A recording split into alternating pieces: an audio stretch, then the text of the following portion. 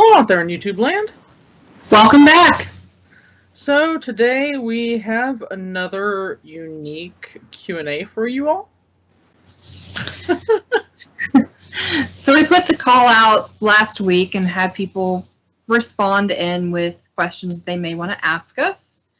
And we're calling it our quarantine edition. As you can tell, we still are practicing social distancing. So like our first question, yes, like most of the country still.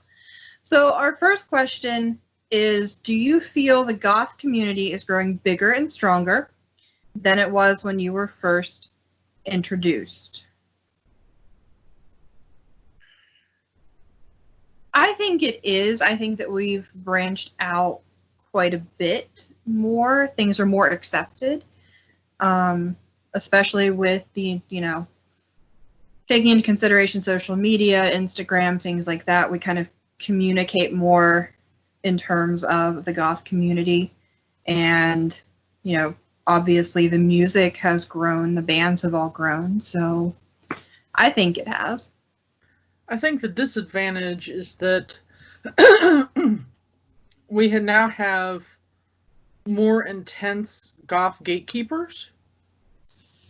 Because back when you and I were starting, you would get into the scene by going to an all-ages show in a local place in town that happened to have goth night or whatever you want to call it.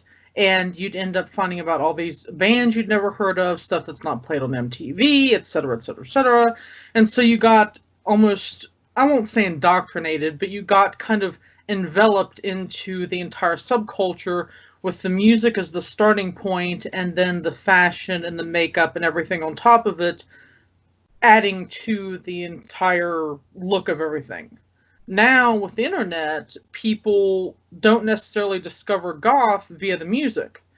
They will see somebody's makeup look on Instagram, or they'll see, clothing from like Blackcraft or Rogan Wolf or Killstar and be like, oh my god, I love that aesthetic. And then they end up coming into the music kind of a backwards direction. And I see a lot of people online really taking offense to the fact that people are finding goth in other directions. I mean, you can't be gothic without liking some gothic music, but I think sometimes people forget that when people are just starting out, they don't know all the music yet, so you kind of have to help them along finding all the bands and all the songs and everything that we all love. I can agree with that. I also think that in some ways, some of the subcultures in goth come out way too prevalent and people can get turned off, particularly, when you bring in the satanic cultures and things like that. And the fetish models. Right. People aren't looking for that per se, but they love the goth aesthetic. Yeah. So you kind of have to encompass the community as a whole and let people find their niche without being judgmental of them. Yes, I'd agree with that. Our next question is, if you could take 3 things to a remote island with survival essentials already taken care of, what would you bring? Well, 3 things. My phone. Mm-hmm. That would be one. If I had all my survival essentials taken care of, then I don't really have to worry about that. No. So phone, probably my dogs, and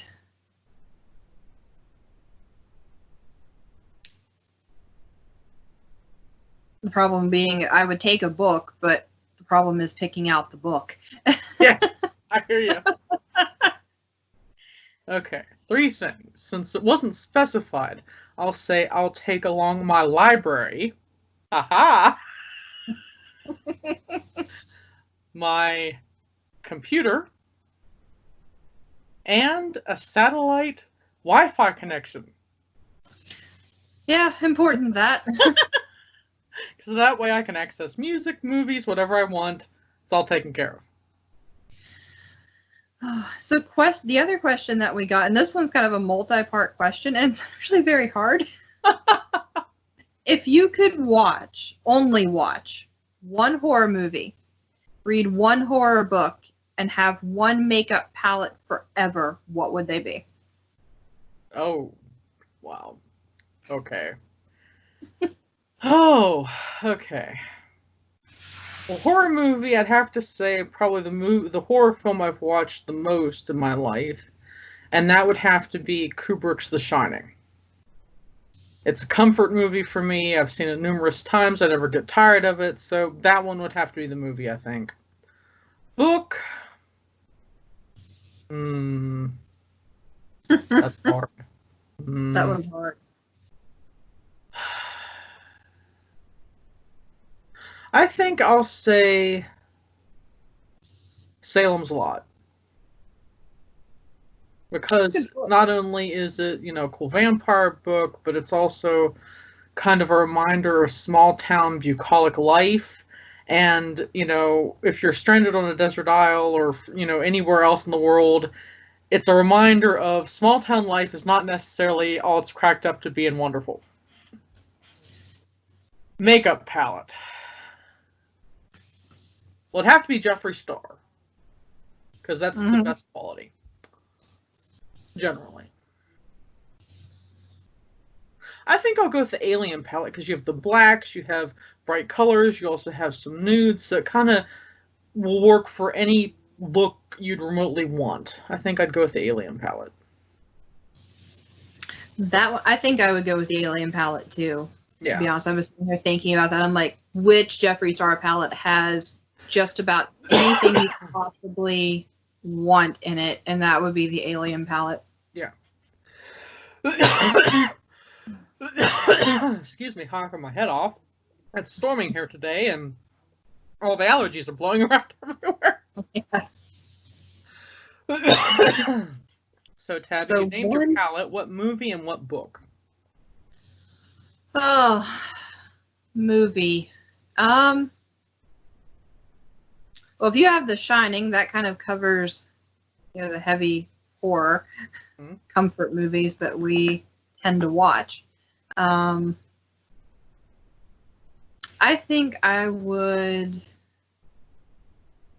take The Lost Boys. Another great film. I think that's the one that I would take.